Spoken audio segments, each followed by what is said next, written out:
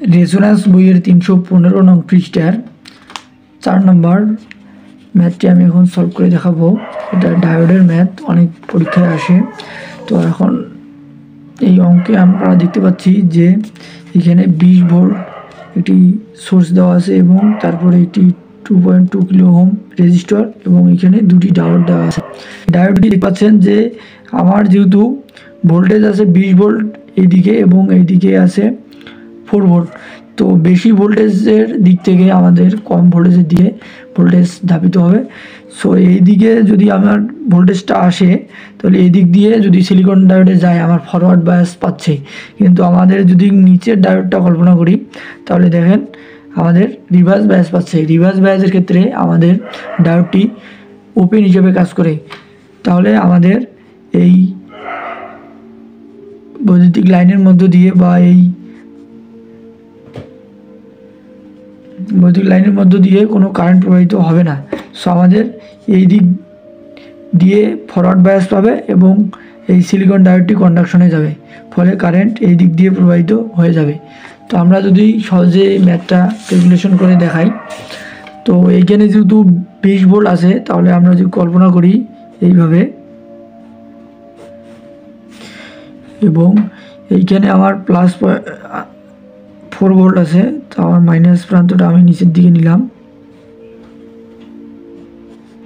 এখানে যদি আমি একটা আর্থিং দিই তাহলে আমার সার্কিটটা আমি দেখাইলাম, যদিও এগুলো আমি বোঝার সুবিধার্থে দিয়ে দিলাম।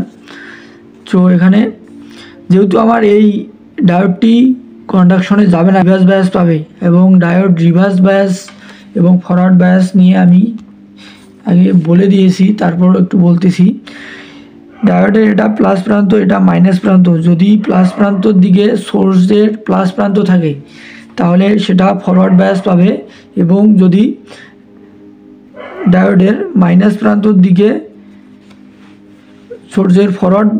সোর্সের প্লাস প্রান্ত থাকে তাহলে সেটা রিভার্স বায়াসে কাজ করবে এবং সেটা ওপেন হিসেবে সার্কিটে কাজ করবে।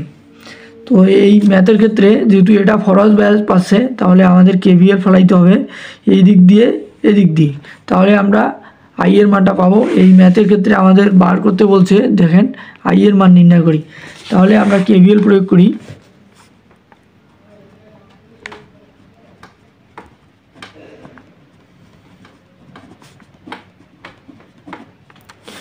কেভিএল, এটা যেহেতু আমার প্লাস প্রান্ত, এটা মাইনাস প্রান্ত, এবং রেজিস্টরের প্লাস প্রান্ত এটা মাইনাস প্রান্ত, এবং এখানে প্লাস প্রান্ত এটা মাইনাস প্রান্ত, এবং এটা প্লাস প্রান্ত, এটা মাইনাস প্রান্ত।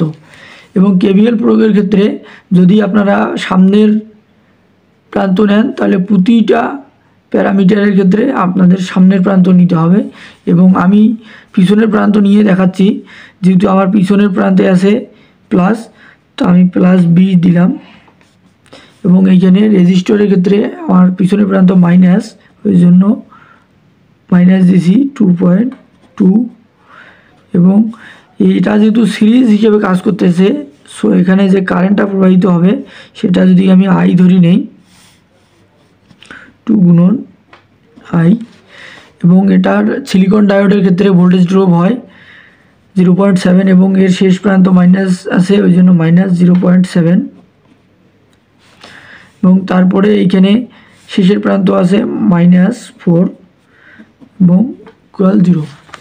তো এইখান থেকে যদি আমি এটা -2.2 আই আছে, এটা যদি মাইনাসের সামনে শুধু আমি সরাসরি অপোজিটে নেই তাহলে আমার প্লাস হয়ে যাবে। এদিকে থাকতেছে 20 -0.7 -4 ইকুয়াল 2.2 আই।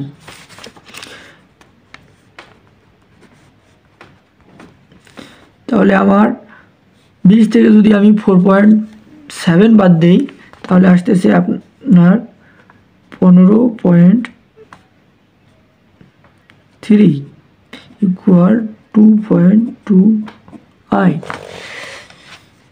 তাহলে আমি লিখতে পারি আই ইকুয়াল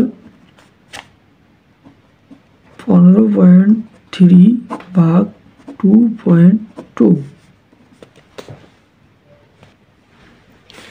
এখন যদি আমি এটা ক্যালকুলেটরের মাধ্যমে করি 15.3 ভাগ 2.2 আসতেছে আমার রেজাল্ট 6.954 6.954 তো আমার রেজাল্ট কিসে আসবে মিলিতে আসবে মিলি এম্পিয়ার